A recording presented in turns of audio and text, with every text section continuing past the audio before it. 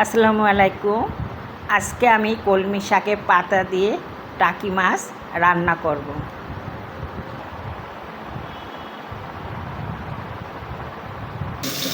প্রথমেই আমি টাকি মাছগুলো ভেজে নেব।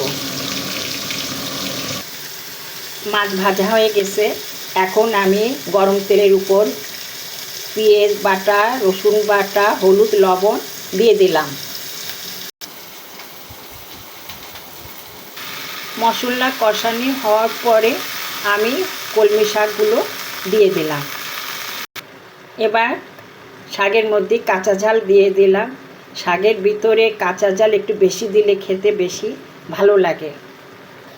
কলমি শাকে অনেক গুণ আছে। সপ্তাহে 3 দিন খেলে রক্ত শূন্যতা দূর হয়, ক্যালসিয়াম আছে।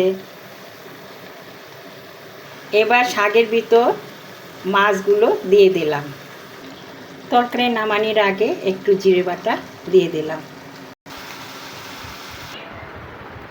কলমি শাকের পাতা দিয়ে টাকি মাছ সুন্দর একটি পুষ্টিকর তরকারি রান্না করলাম। কেমন হয়েছে জানাবেন। শুভকামনা করছি, ভালো থাকবেন। ধন্যবাদ।